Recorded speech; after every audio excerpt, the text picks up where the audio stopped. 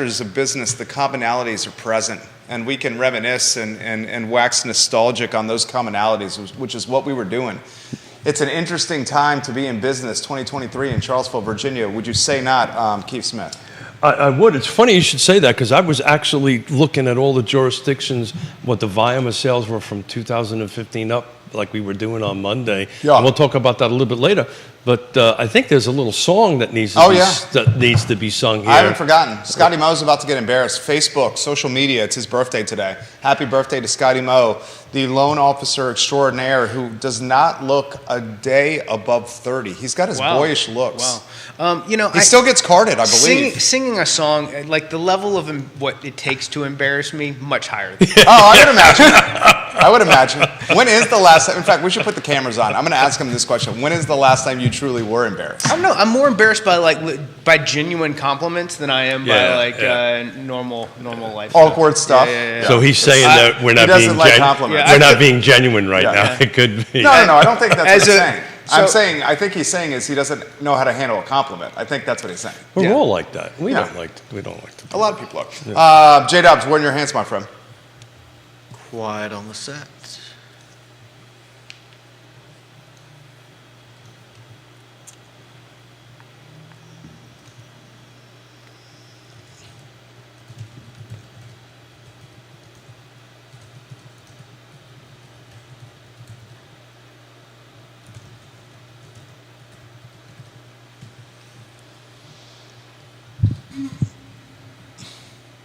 Guys, welcome to Real Talk with Keith Smith. My name is Jerry Miller. It's good to be with you on a Wednesday morning. A show presented today by Ross Mortgage, and more importantly, our friend Scott Morris, who is 44 years young today.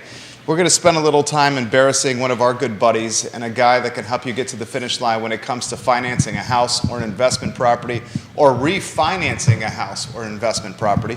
This show presented by Ross Mortgage. Think Ross Mortgage when trying to buy a house. Keith Smith of Yes Realty Partners, Jerry Miller, live across every social media platform. Keith Smith will welcome you, and I'm going to follow your lead. You've known this man since he was a wee tyke. What, knee high, waist high? I'm still probably qualify as knee high. There's that. But I would say I've probably... So much for me starting off. He went right in. Probably since I was 12 or 14, thereabouts. Yeah. Keith Smith has known Scott Moore since he was 12 or 14 years old. That's awesome. I love that. And now they do business together. Yeah. Well, we used to do business together. Well, hold it. No, maybe not. I used to collect a check. Yeah. Scott used to work for Keith's construction company, his custom home building company.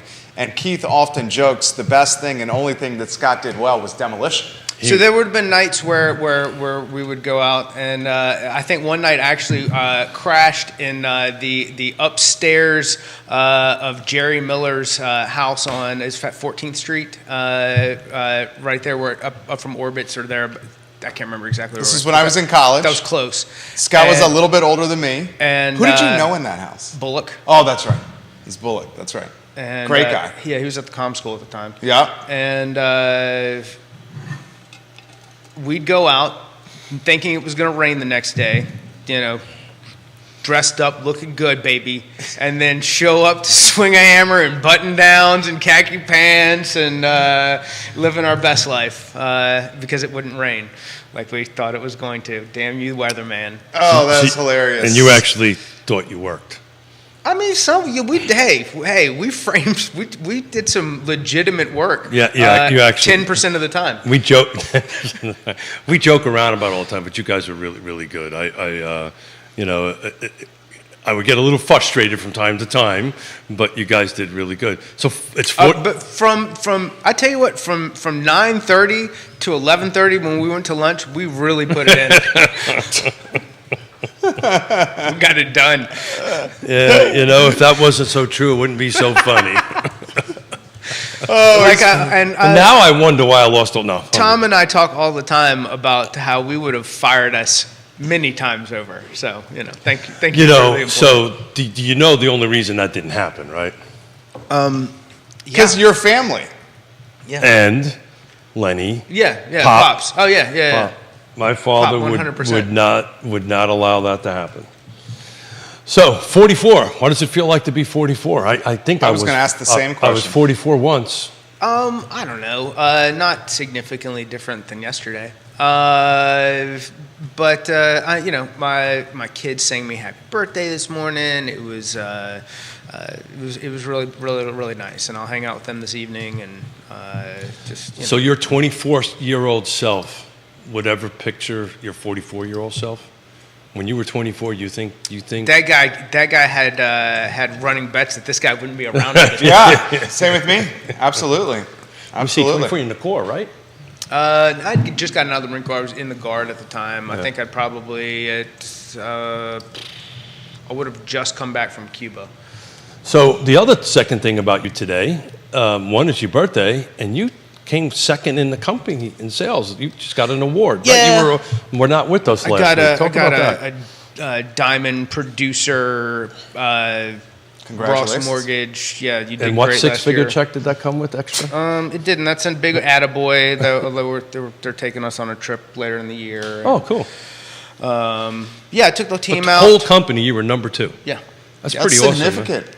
And In the entire company of Ross Mortgage, Scott Morris's team was second in production. in units and production. So- That's legit. But put that in perspective, how many different states Ross Mortgage is in? I think we're in 24 states at the Okay. moment. So last time I mean, Scott, that's a big deal. Look how humble this guy is with something like that. I'm pretty sure that's about half the number of states in the United States. I'm pretty sure that's 50, about half. Roughly 50-50. So you're number 2, half in the country. All right, and he's an extremely competitive guy. You got LOs watching the program now. What would you do? What are you going to do to get to be number 1? What do you want to see from the Scott Morris team here? So probably a greater focus on some social media push. It's something that I coach to other people that they should be doing. And I do a good job of it when I'm doing it consistently. Just getting better with being more relational and less selly. And I think that goes to every agent that I talk to, everyone. People want to know more about you, not more about the house that you've got blasting on the market. And we push a lot of properties for our agents that we partner with, and that is a big part of it. But people grow to know you through how they view you on social media, and it's a free platform. So becoming better at that, taking advantage of some ways to use ChatGPT in delivering better messages when you are trying to, if you have a hard time with knowing what to say or coming up what to say. So not just with me, but with the team, helping develop the loan officers underneath me, and getting them to be better at delivering messages and growing their business is a big part of what I feel and what I like to do. Okay, that's the first sizzle reel right there. Let's mark that down. I got a follow up for potentially the second sizzle reel. ChatGPT. How is ChatGPT going to be part of the loan officer process or experience moving forward? ChatGPT in the news, I think it's just a phrase that people know is just a catch can for AI. Yeah. But the possibilities of ChatGPT are significantly endless and also somewhat frightening. How are you going to utilize ChatGPT with your business? So I think in the long term, it's going to be building better bots for better communication when it comes to cold leads and conversion. And the number one thing is speed to lead and then generating some sort of genuine conversation. So I talk to people if they participate in some sort of cold lead system, in not going, okay, can I have an application? Here's a loan officer. Let's go see this house. A lot of it is a softer opening with more open-ended questions, such as, so are you just thinking of moving to the area? What about Charlottesville do you like so much? Being communicative in a way that you would want people to be communicative with you, not just slapping the sell button on everything. So as that progresses, and having a learned AI system that can respond back to people in a better way is going to be a better collection of data and be a better way to get people moving in the process. There you go. That's content right there. That's legit right there. I'm curious to see how you roll that out. I'm also trying to figure out how to roll ChatGPT and the value proposition that comes with that into my businesses, because I think we're at this frontier and it's still unknown. but the early adapters are going to get market share. And the early adapters are going to have efficiencies that are going to help them get market share. And the same thing exists with social. And we're years into that, and there's people who do it very, very well, and the people who do it very, very well come across more human than the people who come across more plastic. 100% agree with that. 100% agree with that. Keith Smith. Yeah, so it's interesting. I was working on numbers today, and I'm not so sure this is a good tie-in, but I was taking a look at all the jurisdictions on volume of sales, right? And what does this year look like to the previous years, right? So we're kind of in a 2015 and 16 volume, and back to this AI thing, how it's I think is gonna impact what we're doing here. We're gonna probably lose about 30% real estate agents, because I took a look in 2015, we were about 1.25 million agents, and we're roughly 300,000 more units now. But if to this AI thing, I think it's going to be a great thing, like social media, to help get clients educated, but ultimately it's going to require FaceTime. To make a deal happen in 2015, when you had 70 days on market, 60 days on market, is very different than it is today. So I don't know. I might take a contradictory position on it. I'm not so sure AI is going to be all that impactful in the real estate world. I'm probably wrong. I just don't feel like. I think where Scott's talking about where it could be impactful is just making business more efficient. He's talking about steps becoming potentially more efficient, which could create more free time for what you're talking about, which is human connection. Yeah, and maybe Isn't that what you're talking about? That's a better way of saying it. So it's very entry point. This is always going to be, and the reason that the fintech, the financial technologies, and all these things won't put us out of business is because there's a level of complexity to dealing with each individual and their snowflake problem. Yeah, this is nuanced. And when you have somebody who's selling a business who you can't get P&L items from, the AI isn't going to go, well, maybe we should get them from their accountant instead, and help unburden them with that. And there's really a nuance to every individual. I know that there are certain people that I don't work as well with because of probably how curt I am at times. However, at the same time, there's a huge part of the population who appreciates that, and I have people tell me all the time, gosh, thank you for not just being telling me whatever it is okay, and telling me this is what you need to do in order to get to where you want to be. And I don't know, AI can't do that.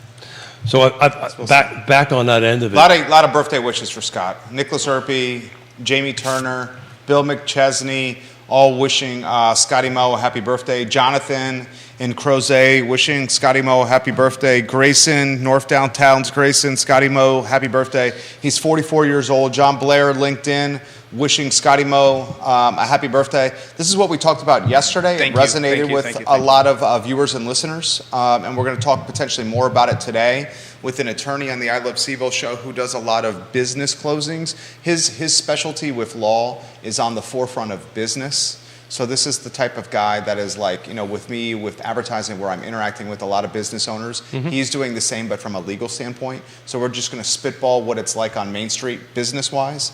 We talked this stat yesterday. There were 688 homes sold in Q1 of 2023, which is a 23% drop in home sales versus Q1 of last year. Basically, $86 million less of sales volume, quarter over quarter, year over year. And if you look in the building permits pipeline through the first 2 months of the year, there's 202. Historically, 202 is a lot for this area, but let's cut to the chase. 202 is not going to make a huge impact here from a building permit standpoint. So here's the question I throw to Scott, and as Judah marks the time here, how do you characterize what's happening now? How do you characterize this real estate ecosystem in Central Virginia? currently? So there's a tightening, and there's a ton of what I call dead inventory, and that's people who were in low wage, low salary positions who qualified for mortgages at sub 4%, who now cannot take the existing credit card debt that they've grown post-pandemic, along with any student loans or just the life that they have become accustomed to existing in, and then sell that house, pay those debts, and qualify at a house that is equal or better than what they're in. They would be downgrading or transitioning to something probably further away in location for the same type of property. And then on top of that, you've got a number of people who just aren't ready to make the move because there's not enough inventory to support that. So what you're truly seeing is people who are moving for death, divorce, job, and retirement. And that is the inventory that we're focused on, people coming in for jobs, and there's more people coming in for jobs as job growth exists, so that's why we're continuing to see an appreciation in value. And you're going to see a number, and I think Keith and I talked about this off camera and before the show, you're going to see a change in the number of professionals in the industry, and you're going to continue to see a very competitive environment no matter what the interest rate level remains at for the rest of the year. Although the big mortgage world pros say fourth quarter is going to be the biggest quarter of the year, and to that I say, let's go, baby. That was the best sizzle reel he's ever done. Can you cut that? I want to play that on the I Love Siegel show. My question into his answer right there, the most succinct sizzle reel he's done. I 100% agree with what he just said there. Absolutely, but I want to ask a specific question because Jerry asked me this question on Monday and I didn't have an answer. The demand is demand based on life issues. Well, that's actually Death, not divorce. Yeah, I mean that's what it is. I get that, but I'm actually I love it, Scott. I'm breaking this down to our particular market. So the only location, Fluvanna, Nelson, Greene, Charlottesville, Albemarle, Augusta, and Waynesboro. The only location that had more sales year over year is Lake Monticello.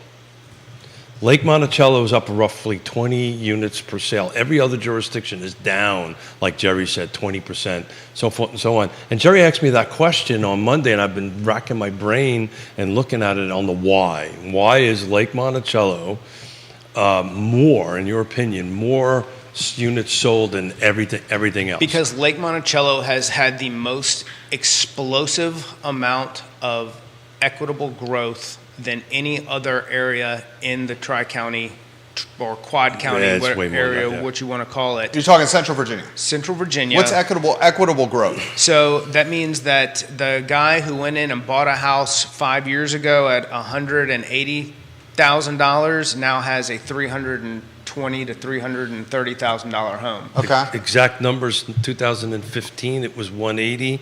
It's now 345. Look at the big brain on Brad, baby. 44. That's a Pulp Fiction reference. I know. I got it. 44-year-old birthday. He's bringing the passion today. I would challenge the equitable return at Lake Monticello, the percentage and the stacks of paper earned, and I would stack it up with Glenmore. I would love to see Glenmore's equitable return over the last 3 years. Well, I mean, this is all about Scott's awesome day. You're talking 40% returns in 3 years in that neighborhood. I would not disagree with that. Because it had a similar stigma to Lake Monticello, but a different price point. On all the homes, or in the old unit, the older ones had the biggest amount of growth. It's the same thing that happened at Lake Monticello, where there was this like dull or this lag at Lake, where the homes wouldn't sell and you couldn't give it away. Same at Glenmore, but just a different price point. And then both neighborhoods caught fire because of COVID, because people needed stuff to do outside. They needed walking trails and pools and golf courses. So and I need tennis, to correct which both Lake of you. had it. I need to jump in here. Please. I'm talking volume of sales, not sales price. Sales price have gone up in every jurisdiction. But the reason that I'm saying that I'm talking about the number of sales. You're talking units sold. He's talking about appreciation. Yeah. But I'm saying that the reason that the appreciation there is so great is because you've got people who had that at the time who literally can afford to to take more, who these are income earners who so someone who bought a $450,000 house that's now a $600,000 house, and what their cash flow for each month looks like, that $150,000, especially after fees, does not go the same, does Right. not do the same amount of, it doesn't have the same amount of effect as the person who had the $180,000 house. It's now the $340,000 house, where what they receive after fees, that can be life-changing Yeah, to those according people. to NAR, 70 some odd This is a good percent, topic. 70 something percent of people have at least $100,000 worth of equity in their home.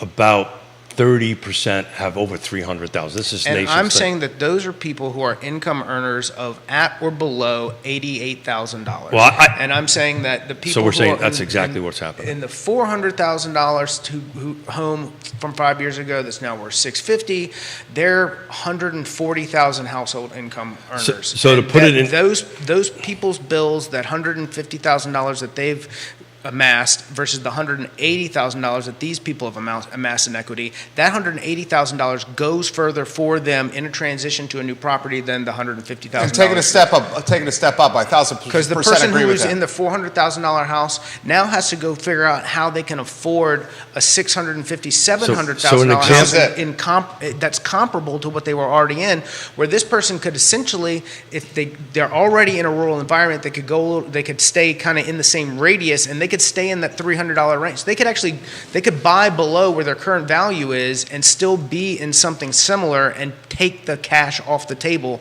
The other person can't. You took the smart meds today. This dude's on point. That's exactly what it is. I am not a smart man. You took the smart You medication just break today. it down a little bit easier. That was a great breakdown there. Greene County, same thing, 195 in 15, 373 in 2013. Even in Charlottesville, 15 was 275, now it's 485. To your point, that's a huge jump. If you want to buy something in the city of Charlottesville, single-family detached, you're Forget about it. forget about Forget about it. Forget about it. But, Lake Monticello's getting to 3-something. That's getting close to forget about it. But, yeah, you 100%. I mean, you take it a step up, the next step up, and McChesney's asking if there's any buildable lots left inside Lake Monticello. Keith would know that answer. Very few. Very minimal. Both of them aren't the nicest lots. Yeah, well, that's usually what happens. The dogs get saved for the last and all that stuff. So technically, there's 4,500 lots. There's roughly 4,300 and change homes. So let's call it 100 to 150. And I would suspect about 50% of what's left over is unbuilt. Well, you can build on anything, Bill. It's just a matter of how much money you're willing to spend to do it. But you probably got somewhere between 50 and 75 lots left at Lake Monticello. But I thank you for your take on it. Vanessa Parkle just said that was a fantastic take on it, and literally said Scott just made a very clear and great case why folks are staying in their homes. That was the most succinct case I've heard. Explanation of why folks are staying in their homes. I mean, it was fantastic. More happy birthday wishes from Spencer on the program for Scotty Moe. It's his birthday. If you have questions, please put them in the feed. We'll relay them live on air. Folks are asking for you to do the same extrapolations on the next couple levels of the price point totem pole. On the fly? All right. A little sip of coffee. It depends on but the neighborhood matters too. That's exactly right. So that's where this all right, it's kind of like... That's the point I'm trying to make here. And I say but so let's say everybody in Glenmore wants to move to Farmington, because for an ego point, I think a lot of them do. And There's a lot but of the people people watching who that are live in Glenmore. Farmington aren't putting those homes up for sale. Yeah, those never go for So sale. where are they going to go? That's true. Where's your next neighborhood? Where's your next step up? That's why that price point gets so much more sticky. That's a very short answer there, but when you look at then where, if you want to be in the neighborhood environment, you can go out, they can sell those homes and build a custom home on land outside of that, but then they have to travel to the club. Then they've got to, You lose the neighborhood feel. You lose the neighborhood Yeah. feel. Your Especially kid with can't young get in a kids. golf cart and There you go. ride up to the pool. Sidewalks, all that stuff.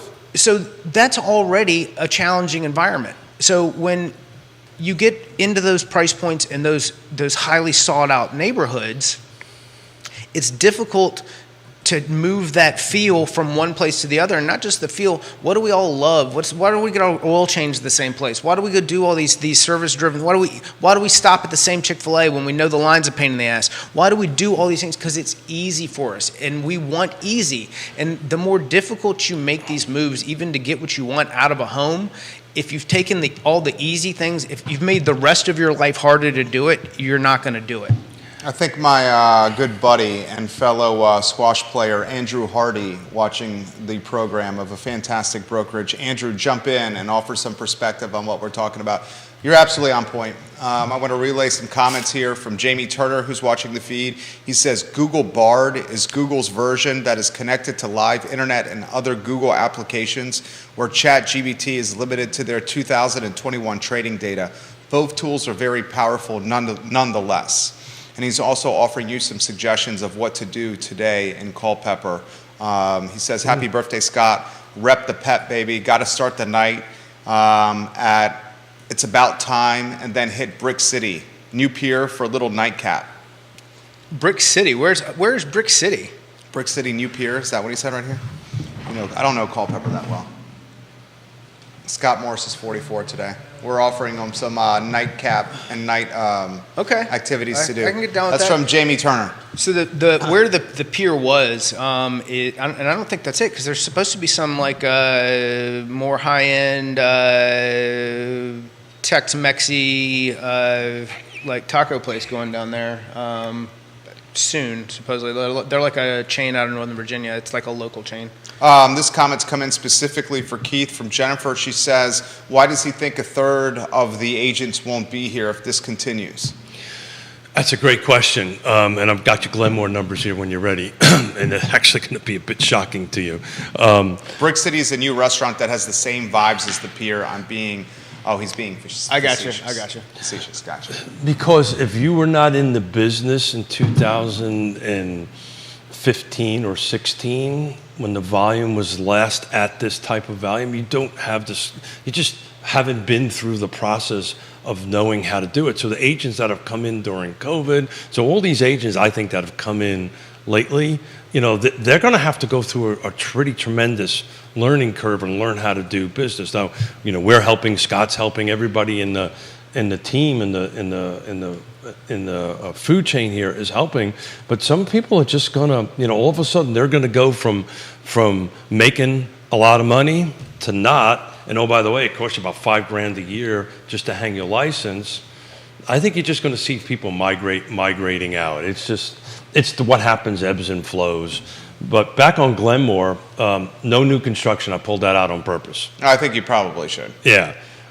18 sales year to date in 23, 3 days on market, 938. Same time frame in 2022 was 13 sales. So you've got more sales this year than you had last year. 5 days on market, so a little bit longer. But it's a bit of a price drop, 949. But back in 2018. That I would love to see this number. The 2018 versus 2023. Yes. Yeah. Please. You ready for this? Yeah. Dude, I think it's like 30-40% appreciation. So on appreciation, it goes from 569 to 938. I mean, that's what I'm saying, dude. But you know how many days on market it was? In 2018, dude, the homes I bought 190 days. I bought our house in March of 2020. You don't want to hear this. I've said it before. Unrepresented. Yeah. And they were. It's allowed. They were begging me to walk the property, begging us to come back to walk the property. They couldn't give the homes away. The homes were sitting in this neighborhood for like 8-10 months, a year plus. That was In normal March of DOM. 2020? So What's that? In March of 2020? Yeah. And this was when people thought the world, in March of 2020, they thought the world was going to come in. Yeah. We had to go into this home 73 days. with latex gloves on. Yeah. I Latex remember. gloves on, mask. Like literally, we thought the world was coming to an end at that time. So your median sales price in 2020 was 635, 73 days on market, 20 units sold, which you were one of them. Yeah. One of them. And now the median in Glenmore is what? 938. It's absurd. And they're selling in 3 You had a little bit of a days. drop, not much, but just a little bit of drop Yeah, year over from year. 945 to 938. Correct. And that's the interest rate environment, probably influencing that. Right. But the DOM at But the you had more sales though. Fair. The DOM at that price point is 3 days at $938. That puts things in perspective. And I don't even think this So anymore. that's what I was looking at. So I think two things. I don't even think 938 is a luxury anymore. The homes that are selling Oh, at yeah. 938, and I live here, the These- homes that are selling at 938 need love. Yeah. They need love. I'm talking like 100G plus of love. Yeah, that's median. If you take a look at the average, the numbers are kind of all over. We're talking, people are putting $250,000 in after but buying. back to the question about why agents are going to get out, right? 2018 in Glenmore, 2018, that's only 5 years ago. You were 189 point something. You were 190 days on the market. That takes a different set of skills. For sure. To navigate. Cash flow management. No, just as agents to navigate the seller and the process. 190 versus 3. 3 it's not difficult, right, to do that. So the skill sets that are going to be required are just going to have to be ramped up, and we're slowly getting in there. But that's just a huge jump. I did not realize it was 190 days. Folks were walking around the neighborhood, just having a random conversation. He just took a look. He goes, you take a look, we're talking 37, 40% appreciation over the last 3 years. And then everyone's having the conversation. But to Scott's point, what is the next move? Where are you Because gonna the go? next move at that price point, the next move, if you want to upgrade, you're probably at the 2+ price point. No, I'd say you're What, 1.5 minimum? Yeah. Okay, so 1.5, then you're putting 3 down, 300 for your 20%. You're at a loan at 1.2 at 6 points. That's a very different monthly payment than the folks got at 7, put 20% down at 560. Yeah. That's a 560 at 2.75 versus the 1.2 at 6. 560 at 2.75 versus 1.2 at 6. What's the delta there? 1.2 at 6 is what? I mean, I back of the napkin was at 12 a month? I would say 8 at minimum. Yeah. 12K a month versus 3K a month. That's the decision, right? Like, how do you do that? Right. So there's the dead inventory conversation. And that's very vulnerable right there. That's me talking dead inventory right there. That's the conversation at the dinner table right now in my house. Thoughts on, and I mean, you don't have to talk about that, Keith, but I see you doing math over there. I'm looking at Old Trail just out of curiosity how Old Trail is doing on on the lot when we take new construction out, which is a unique animal because there's enough new construction going on there versus resale. It's a little bit different. Glenmore, there's very percentage-wise less new construction versus existing unit. Yeah, I'll just repeat what I said on Monday. I get all that. But 107 homes at Lake Monticello sold. That means 107 people put the houses on the market and sold. So people are buying and selling.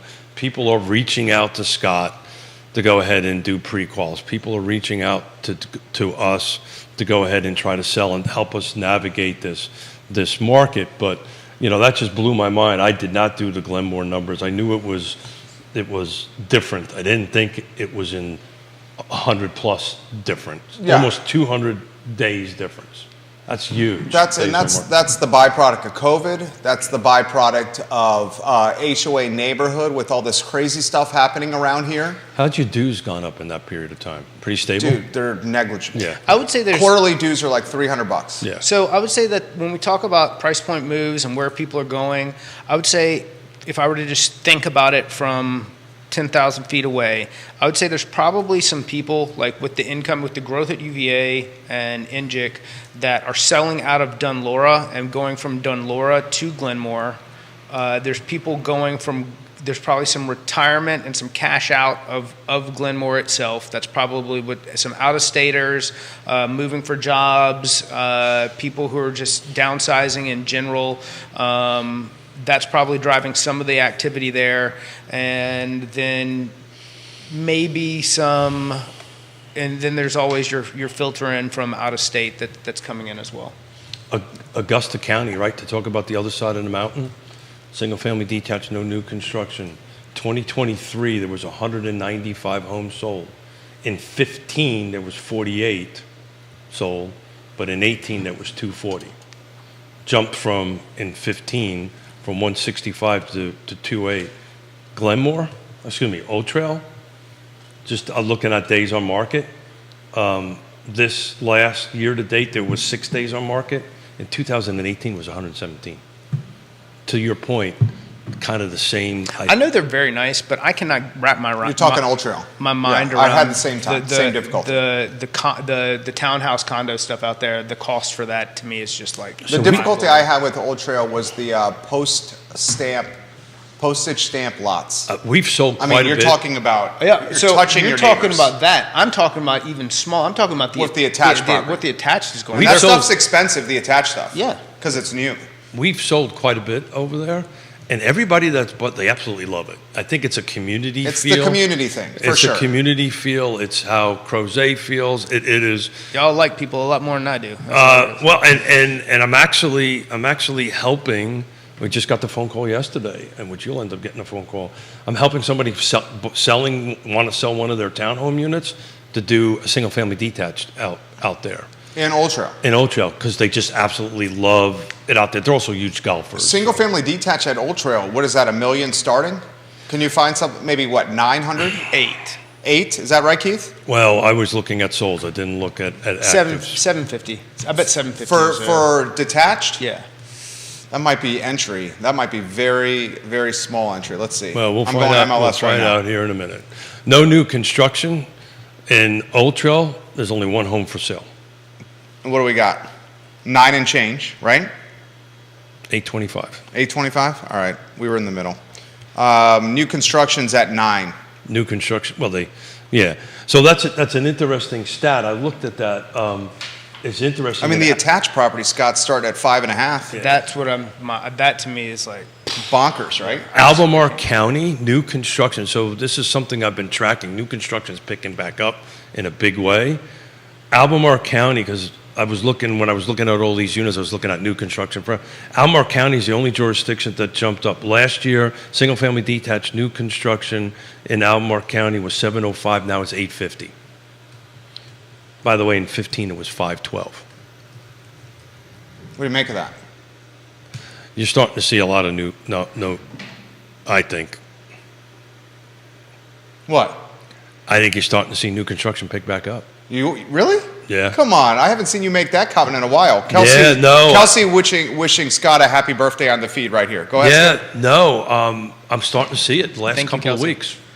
I'm starting to see the interest in new construction pick back up from a buyer's perspective. And the only reason I think it is there's so lack of inventory going on right now. That's the path that they're going.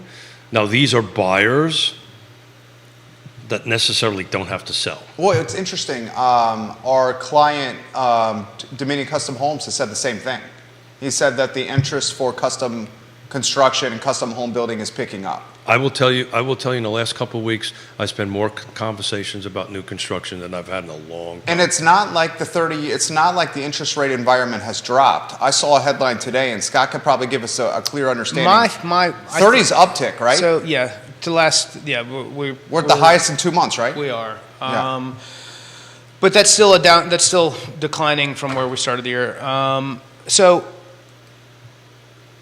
I think that depending on what your wants, needs, and location are, your cost to build is getting in line with what existing looks like. So that's where it becomes more palatable. When we're talking about an existing home at 825 and a new construction home at 9 in Old Trail, like that there's some, that moves the needle on the build side. For sure. But especially when you get into, if you can live just outside of, in some of these locations, you live just outside the lake, you find something on 53, 618, like some piece of, if you can find some land there and get in at 2,000, 2,400 square feet, you're probably getting in at a price point that is comfortable for you compared to what you're looking at as far as existing property goes. So that's interesting. So Albemarle, I don't disagree with that.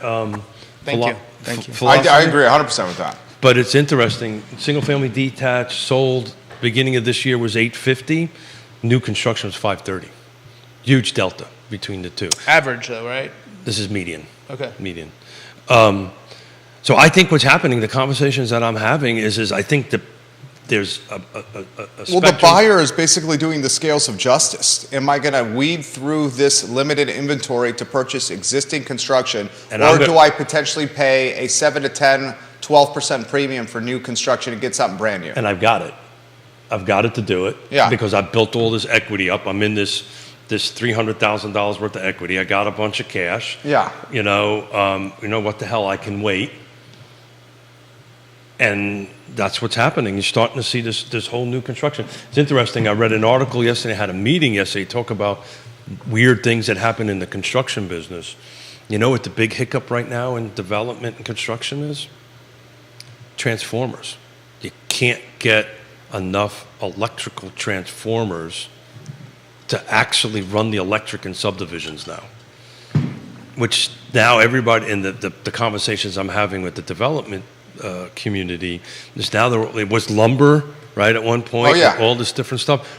Fuel, they've kind of worked their way through. Okay, everybody's accepted the fact that we're $3 for a gallon of diesel or whatever it is. $3.29 for non-diesel. I don't know what diesel is. It's Yeah, $3.29 well, I'm this talking morning. about the diesel that goes in the Okay, track hose. okay. It's not taxed and all that stuff. But in any event, right now they can't get transformers, and the problem is it's not like the developer. Have they been to Comic-Con?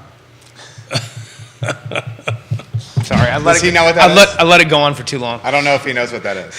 I know what Judah Comic-Con knows. is. Judah knows what I it know is. what Comic, and I even know what Transformers is. Is little cars that turn into robots, right? Gotcha. There Yes. you go. Look at that. Smith knows. Optimus Prime. Optimus Prime. All right. Well, I'm just going to drink my coffee and let you I guys play play. quite a bit with Optimus Prime with our 5-year-old.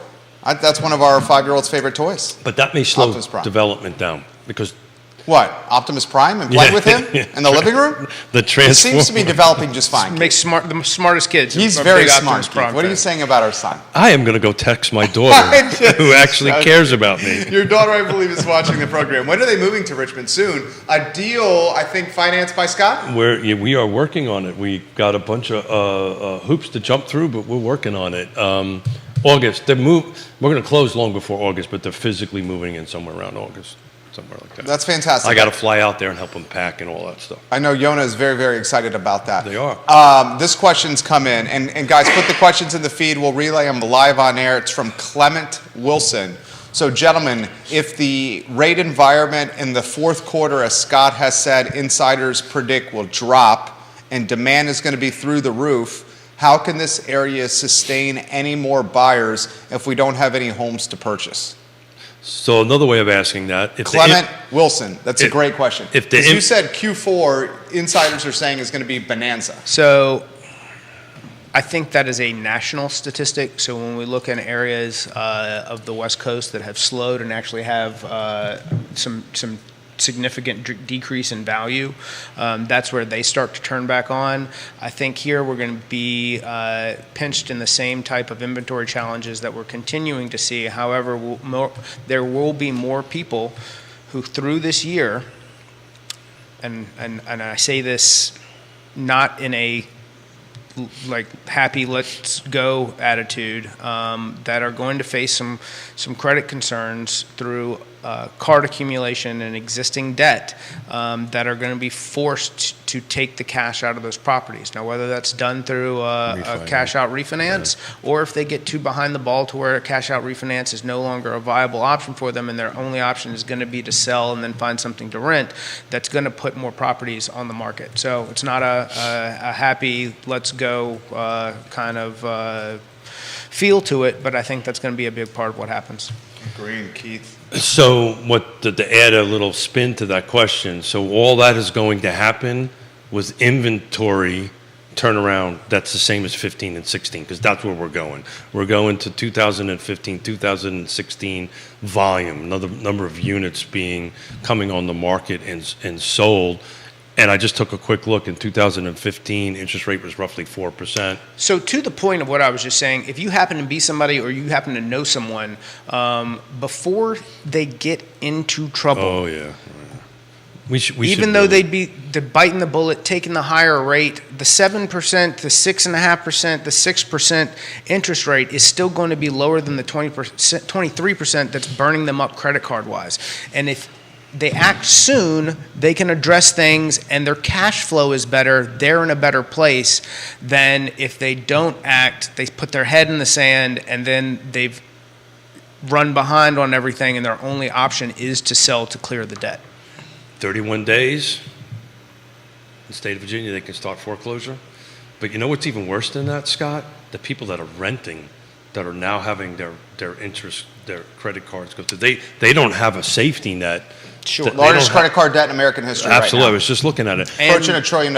And the savings rate has absolutely It's plummeted. plummeted. So these folks don't have that house save. The thing, God forbid that we were in that situation. I know I have enough equity. I pick up the phone, get me a HELOC at 6% is better than 30 or whatever the hell it is right now on it, and pay that off. And We'll go through that move on. process for the viewers and listeners. How would a HELOC work? Line of credit against your home work. How long would it take? What would they need to do? How would they contact you? What would you look at? I mean, what's the loan to value? You're going to have a lot of different options. You're going to have options that amortize over 20 years but repay in 10 with a balloon. You're going to have cash out refinance options where we can look at a resettlement mortgage. Different things are going to, it's going to be different strokes for different folks as far as what your equitable position is, how much money you actually need, we can have that conversation. Do I need to refinance my primary loan, or can I just tack on to it a new So if HELOC? you're, with a HELOC, you can just you can tap into the equity without refinancing. the That's primary. huge. That's a huge piece of information to get out, because a lot of people I'm talking to, because when they have this situation, I'd say reach out to Scott, and well, I don't want to refinance my primary loan. It's at Sure. 3%. So you leave that alone, which is great news. You go ahead and get whatever, 50 grand, 25, whatever you need to fix your credit card debt. That's a separate loan, separate deed of trust, correct? Correct. Got it. There you go. That's good information right there. That's freaking awesome. A lot of people don't know that. And that may be keeping them from doing the refi business or the HELOC business with Scott. It's what it more importantly does is it gets the credit card debt It gives them a lifeline. that's down to manageable. And then if they want to go ahead and buy, it's a different conversation with you, because it does not huge credit card debt impact their ability to buy. Absolutely. So now you've just took that off the table. Yes. We've just hacked that out. We just took that off the table and say, look, Now, there's other solutions for that. If you're planning on selling and buying, I wouldn't have you go through the expense of taking out a cash out or a home equity line of credit. When we sell your current house, we'd hold that money in escrow Pay it for off. going into the future purchase, and I would have you pay those debts at the purchase through title. So I would collect all the statements, and then those existing debts would be paid at closing on the purchase. That shortens the paper trail that we have to go through, and at the same like time this. still allows you to clear that debt, and it's executed through title with the money held in escrow from your sale. I like that. Dang, that was a great explanation. Damn, Scott, you're doing great, man. Must be because you're 44. Yeah, well, What a coffee. How many do you This do coffee. like that, Scott? a lot. You do? Yeah. So, and I'll That's be almost like a bridge loan. That's something like I get asked a lot about that. The bridge loan? Yeah, people who don't want to can't have the property they want prevents them from making a contingent offer, meaning contingent on the sale of their home. So a bridge loan is essentially a HELOC, and it's just if you don't have to do it, don't do it. It's an added expense that I think that you can probably, with the right agent and the right attitude, get into the house that you're really looking to buy. Yeah, I think in that scenario, you talked about the hack a couple weeks ago. You go and sell your current house. Yeah. And then you use the period of selling your current house to aggressively buy the next one. well, yeah. And you do that without having the bridge loan and the expense of Yeah. getting the bridge loan. That's what you said. Yes, and I agree with that wholeheartedly. Again, so this whole conversation we're having here, there's just not one solution to getting from point A to point B. We have multiple solutions, but I do want a follow-up question for you, Scott. So talk to me about credit score. So let's assume I've got whatever high credit card debt is, right? I am making my payments, but interest rates are climbing. That doesn't impact my credit score as long as I'm making my payments, correct? No. Ooh. So I did not know this. 30% of your score is based on credit availability. So if all of your credit cards are maxed out, your score is probably I don't want to It's go. impacted, It's negatively impacting. I don't want to give, Yeah, because yeah. if you've got running lates, then everybody, it's going to go, well, So what that's the even difference is, more but of yes, a it's reason. significantly weighing on That's it. even more of a reason to do this hack where you say, hey, Scott, I got $300,000 worth of equity or $100,000 worth of equity, $25,000 worth of credit card.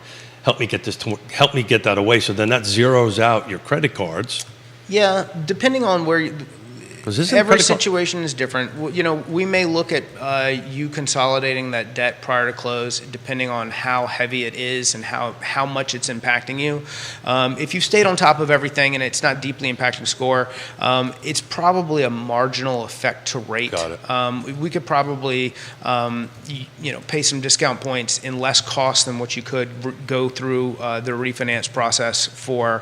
We could probably solve the problem in a more streamlined fashion than what it would take in time and cost to, especially when you calculate in what you're paying in interest payments on the debt in order before you refinance, and then the closing costs. Because on the HELOC, they're going to tell you that there's no, as long as you keep it open for 3 years, there's going to be no cost to it. Typically, that's like a selling point for them.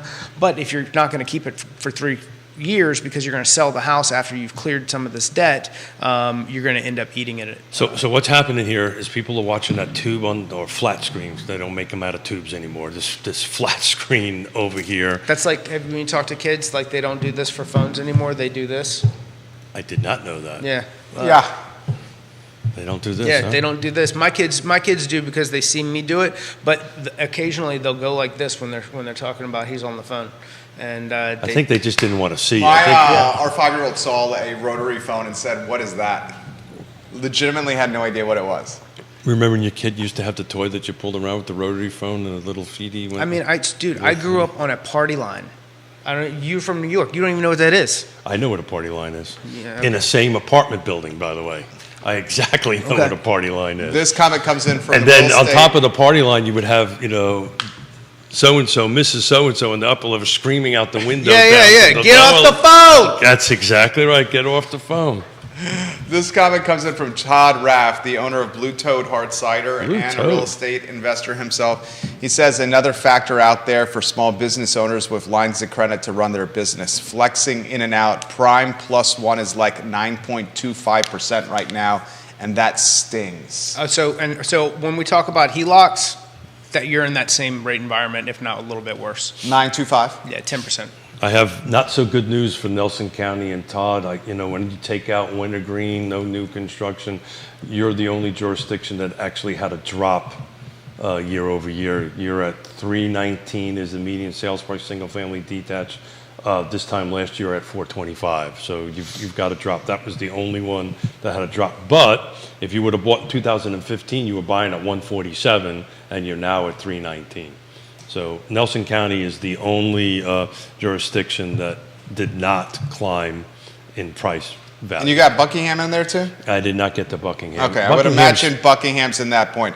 Jesse Rutherford watching the Hey, program Jesse, right now. sorry about that Yeah. stat, Jesse. But, Supervisor Nelson but they County. got great internet. I would imagine Buckingham is in that boat as well. Well, Buckingham is split up in so many MLSs, it's really difficult. Yeah, I mean, so the other side of the Scottsville Bridge, appealing to live in. The backside of the National Forest, It's probably just, not it's so very much. difficult to. I don't know. I'm not going to throw shade, but I don't know why you would That's want to not live shade. there. No, I mean, I agree. It's legitimate. Like, It's in the middle of That's nowhere. your homesteader. Like, it's a different animal. It's a different. You're in the animal. middle, literally, of nowhere. Here's an interesting question. I was thinking about this one myself. Todd, I'll get to your comments next. Jackson Holland says this: Scott, now that it seems like the Fed is going to stall with raising rates for a while, how quickly till rates start dropping on 30-year fixed products? So I think the pause is already priced in. I would agree with that. The next move will be so the two things. I think that we could possibly see a July, potentially even a June increase. I don't think so in June. I think that's kind of the risk base is around 30% right now. July, I think we could see. It's depending on what CPI comes across in the next few months. what this inflation print does. Do we see, we're in such a tight labor market that every jobs report seems to matter when it comes to the 10-year. But I think August is the soonest that you would see them cut, and I think it's probably more like September. But again, I think everything happened. It takes longer for everything to happen than we like to think that it takes to happen.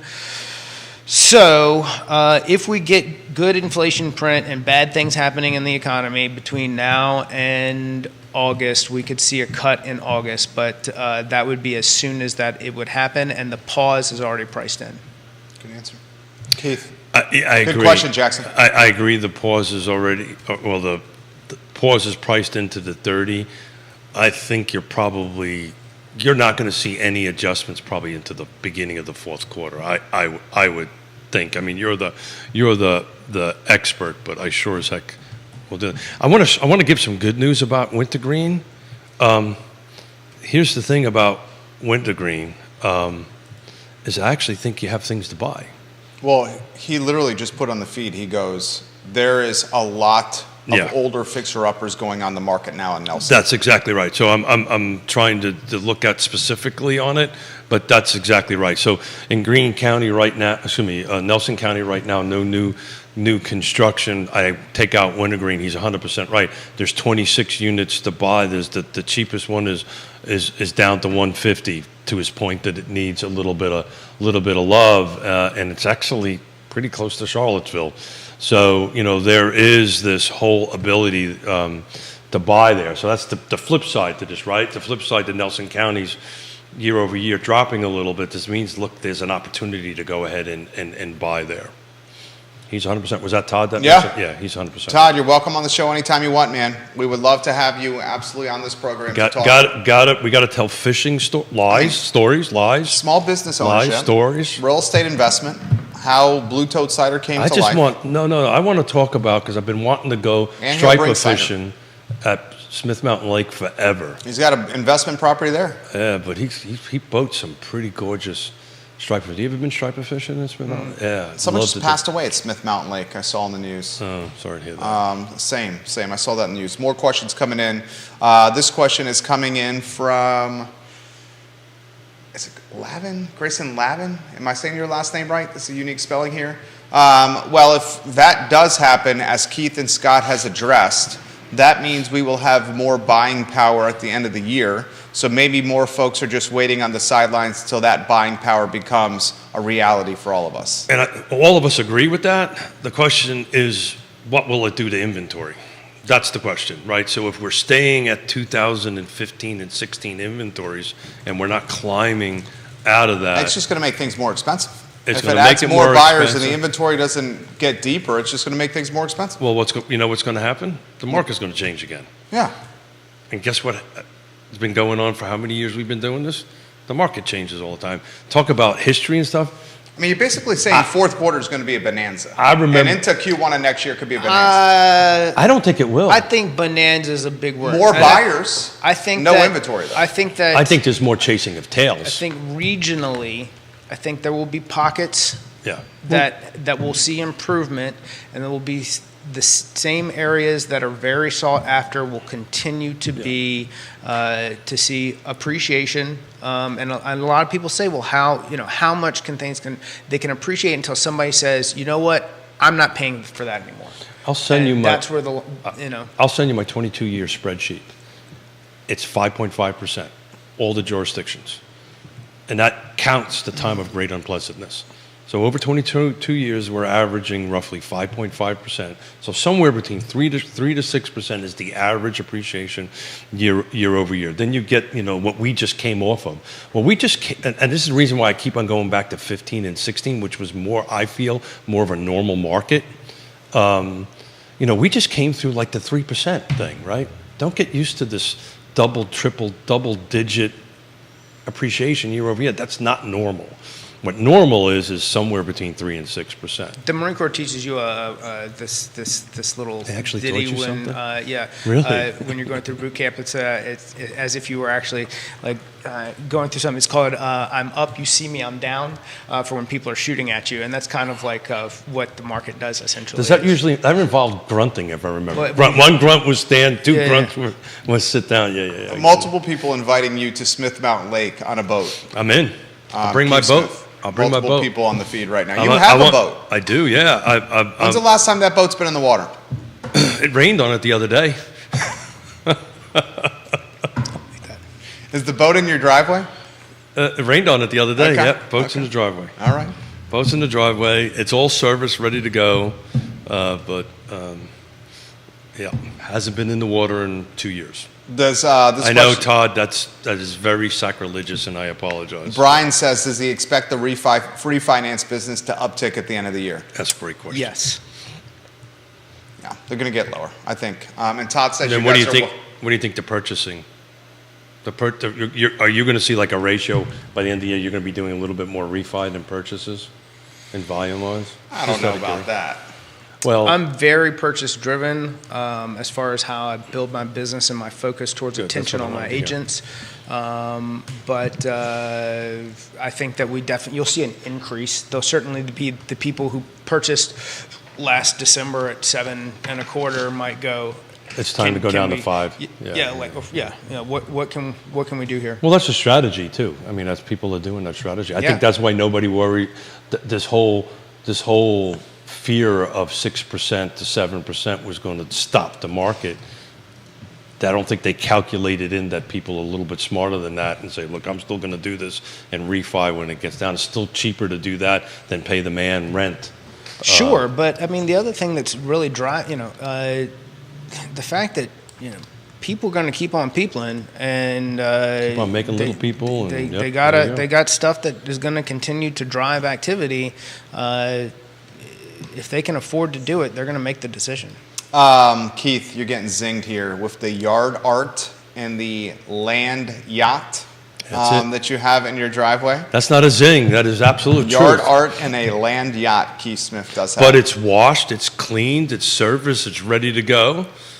It just hasn't seen the water yet. Give the viewers and listeners a sneak peek into your next 2 weeks. He's going to be on hiatus for the next 2 weeks. Yeah, I'm heading up to New York tomorrow to ride an 85-mile bike ride. So Quentin Beckham and Lee Elberson on Friday on Real Talk. Monday will be Nikki and a couple of guests. Wednesday, you've got it. I think Quentin's covering the Fridays I'm gone, and Neil Williamson in the mix as well. Neil's in the mix, yeah. So any fellow New Yorkers that are watching, just to put perspective what this race that I'm going to do on Sunday, they shut the George Washington Bridge down, and Whoa. 6,000 cyclists are on it. That's the busiest bridge in the world, is what they say. But New Yorkers tend to stretch things a little bit. But they're gonna. If you ever driven across the George Washington Bridge, just imagine that being shut down, and 6,000 people are going to be in. How long's the race? It's 85 miles. It'll take me, if I'm lucky, about six and a half hours. Okay. There you go. You going up there by yourself? I'm going up by myself, doing a little grandbaby watching on Friday and Saturday, and I bought an extra roll of duct tape, so we'll duct tape them together, and it's a lot All right, of fun to all watch right. them jump around. Scotty I'm Moe. I'm only kidding. Scotty Moe, how will you celebrate 44? I'm dinner with the kids and the fam tonight, and I play a little bit of golf over the next couple of days. There's a spring handicap in Culpeper that I'll be playing Saturday and Sunday. I'll be playing at Glenmore tomorrow. Very nice. Keep it in the short grass. Just work, helping the team, helping people buy homes. I'm going to coach an agent today at lunch, and kind of just do the things. I have to give you a shout out. Everybody on the Keith Smith, Real Talk with Keith Smith Partners tab, you pull them down, you call him, you'll get a phone call. But dude, I call you at obscene hours, and he picks up the phone and answers. So it's a hat off to you. On That's what you want to get Well, out there. I mean, Scott? I called you this morning, which I did not realize it was your birthday, probably in the middle of your birthday celebration with your kids. So thank you for picking it up. Yeah, no problem. So I talked to a brand new borrower last night. We got a pre-approval, went out this morning for him, that was 3 people after 5 o'clock last night. And the key, what I like to convey is if you need something and have a genuine, like, let's talk through this, figure this out, like, how does this work? Dude, I want to help you. How much you're not taking that much away from me for me to have a quick phone call. Now, do you want numbers on 5 different properties for coming up into the weekend? I'm probably not going to do that with you at 8 p.m. But at the same time, text me the addresses and you'll have it in your email by the morning. I love it. He contacts people. He will get in touch with you. Scott Morris, guys, number 2 in production at Ross Mortgage. That's something else, man. Thanks, man. This is a nationwide company. It's Last year, number 2 in well, and what was crazy about this last year, and I hate to dwell on it, but going through, so in hindsight, last year was kind of crazy. So we talked about this previously on the show. I went through some cancer treatments, and by that I mean for 5 months I went through chemo and chemo radiation, and I went to Northern Virginia every day. I wake up at 4 a.m., drive up, and have radiation treatment by 6 or 7 a.m., and I was back in Culpeper by 9 or in Charlottesville. I shot the show on days that I drove all the way up, and I would drive On back. meds. Yeah, on bad, just, kind of really going through it. And and that's not a testament to me. That was a testament to the people I put around me that made me successful. And I thank every single one of you for helping me grow and the people inside of my team grow to where we are today. Love it. Good that. things happen to good people, and he works his ass off. I mean, good things happen to good people who work their ass off, and that's what he does and the team does. Judah Wickower does the same. He's the director of the show. Keith Smith on hiatus for 2 weeks. He's back in June on the I Love Seville Network. You will be missed. June 5th, I'm coming back. You're back June 5th. Enjoy your time with your family. I am. The I Love Seville show is up in approximately an hour with Justin Ritter, who's an attorney that operates in the entrepreneurial space and the business space. So you're really going to get the lowdown on what's going on in the small business ecosystem here in Central Virginia from him. Thank you kindly for joining us on a show today presented by Ross Mortgage. We'll see you in an hour. Take care. Hold on, boys. Scott, excellent work. Thank you, sir. Thank you.